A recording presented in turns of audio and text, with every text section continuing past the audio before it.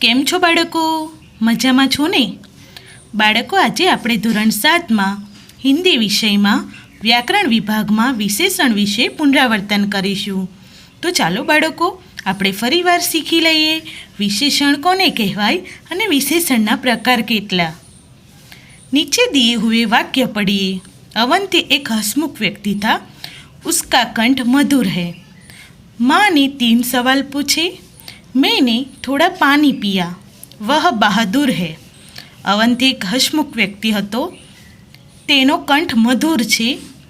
માએ મને 3 સવાલ પૂછ્યા.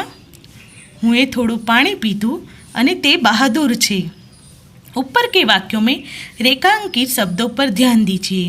ઉપરના વાક્યોમાં જે અંડરલાઇન કરેલા શબ્દો છે એને ધ્યાનથી જુઓ. अवंती कैसा व्यक्ति था? जवाब आवशे हंसमुख. उसका कंठ कैसा है? जवाब आवशे मधुर. माँ ने कितने सवाल पूछे? जवाब आवशे 3. मैंने कितना पानी पिया? जवाब आवशे थोड़ा. वह कैसा है? जवाब में बहादुर. हंसमुख शब्द अवंती संज्ञा की विशेषता बताता है. मधुर शब्द कंठ संज्ञा की विशेषता बताता है.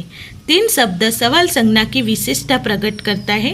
थोड़ा शब्द पानी संज्ञा की विशेषता बताता है. बहादुर शब्द व सर्वनाम की विशेषता बताता है.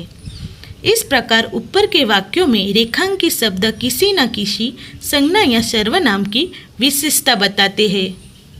इसलिए ये शब्द विशेषण है. એટલે કે આ વાક્યમાં જેટલા અંડરલાઇન કરેલા શબ્દો છે એ સંજ્ઞાની વિશેષતા બતાવે છે, એટલે ખાસિયત બતાવે છે. તો આવા શબ્દને વિશેષણ કહેવાય છે. जो शब्द संज्ञा या सर्वनाम की विशेषता सूचित करता है उसे विशेषण कहते हैं. એટલે જે સંજ્ઞા નામ સર્વનામની વિશેષતા દર્શાવે તેને વિશેષણ કહેવાય છે. હવે વિશેષણની प्रकार જોઈએ तो विशेषण के भेद. विशेषण के 4 भेद है. विशेषणना 4 प्रकार છે. पहलू गुणवाचक विशेषण. जिस विशेषण से संज्ञा या सर्वनाम के गुण दोष रूप रंग आकार प्रकार दशा स्थान काल तथा रंग आदि का बोध हो उसे गुणवाचक विशेषण कहते हैं. એટલે કે જે વિશેષણમાં સંજ્ઞા તથા સર્વનામમાં ગુણ દોષ રૂપ રંગ આકાર પ્રકાર દશા સ્થાન કે સમય કાલ એટલે સમય અને રંગ દર્શાવવામાં આવે તેવા વિશેષણને ગુણવાચક વિશેષણ કહે છે.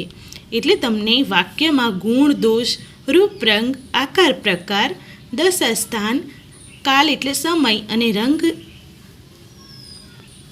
સૂચિત કરવામાં આવે તો તેવા વિશેષણને ગુણવાચક વિશેષણ કહે છે. જૈસે અચ્છા લડકા. तो अच्छा लड़का तो गुण बताव्या केवो अच्छा. बुरा आदमी खराब आदमी तो ए शू बताव्यु दोष. लंबा कद तो ए आकार बताव्यो. गोरा रंग तो ए रंग बताव्यो.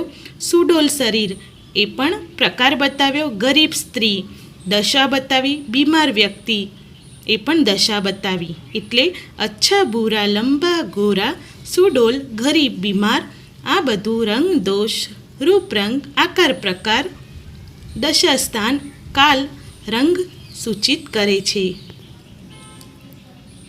ગુણમાં ભલા પાપી દાની એ બધા ગુણો દર્શાવ્યા છે. દશા ગરીબ દુબળા દુઃખી એ દશા બતાવી છે. આકાર ગોર ચકોર ત્રિકોણા એટલે ગોળ ચોરસ અને ત્રિકોણ. કાલ तो समय तो नया पुराना. स्थान नीचा ऊंचा नीचू ऊंचू भीतरी एटले नजीक ने बहारी एटले दूर. रंग तो काला सफेद पीला બધા જ રંગો આવી જાય. તો ગુણવાચક વિશેષણમાં ગુણ દશા આકાર કાલ એટલે સમય સ્થાન અને દર્શાવવામાં આવે છે. બીજો પ્રકાર છે સંખ્યાવાચક વિશેષણ. जो विशेषण संज्ञा की संख्या बताए उसे संख्यावाचक विशेषण कहते हैं. એટલે કે જે વિશેષણમાં સંખ્યા દર્શાવવામાં આવે તેવા વિશેષણને સંખ્યાવાચક વિશેષણ કહેવામાં આવે છે. એટલે 1થી માંડીને અબજ સંખ્યા દર્શાવવામાં આવે છે. जैसे 5 उंगलियां 5 आंगળી तो 5 संख्या बतावी, 2 आँखें 2 आँखों तो 2 संख्या बतावी, 4 लड़के 4 छोकरा तो 4 संख्या बतावी, 7 दिन 7 दिवस 7 संख्या बतावी, 50 साल એટલે કે 50 વર્ષ એ 50 સંખ્યા बतावी, कुछ पेड़ એટલે કે થોડાક વૃક્ષો તો થોડાક। એવી રીતે સંખ્યાવાચક વિશેષણમાં 5, 2, 4, 7, 50 કુછ એ બધી સંખ્યા દર્શાવે છે। ત્રીજો પ્રકાર પરિમાણવાચક વિશેષણ। જો વિશેષણ સંજ્ઞા या પરિમાણ એટલે કે वजन तोल माप की जानकारी दे उसे परिमाणवाचक विशेषण कहते हैं। એટલે જે સંજ્ઞા નામમાં કોઈકનું વજન તોલ બતાવે કે માપ બતાવે કે માપની તોલની વજનની જાણકારી આપે તે વિશેષણને પરિમાણવાચક વિશેષણ કહેવાય છે। जैसे 2 लीटर तेल तो 2 लीटर तेल એ માપ બતાવ્યું, 5 मीटर કપડાં तो 5 मीटर એ પણ માપ બતાવ્યું, 2.5 ઘંટા તો માપ બતાવ્યું, થોડા दूध એ પણ માપ બતાવ્યું, 2 કિલો વજન બતાવ્યું, શક્કર આદિ એટલે 2 लीटर 5 लीटर 2.5 થોડા અને 2 એ વજન તોલ માપની જાણકારી આપે છે। એટલે જે વિશેષણમાં વજન તોલ માપની જાણકારી અપાય એ વિશેષણને પરિમાણવાચક વિશેષણ કહે છે। હવે વિશેષણનો છેલ્લો પ્રકાર એટલે કે ચોથું સાર્વનામિક વિશેષણ। जो सर्वनाम संज्ञा के पहले आकर उसकी विशेषता बताता है उसे सार्वनामिक विशेषण कहते हैं। એટલે જે સર્વનામ સંજ્ઞાની આગળ આવીને સંજ્ઞાની વિશેષતા બતાવે તેવા વિશેષણને સાર્વનામિક વિશેષણ કહે છે। એટલે કે સાર્વનામિક વિશેષણ એ સંજ્ઞાની પહેલાં આવીને સંજ્ઞાની વિશેષતા દર્શાવે છે।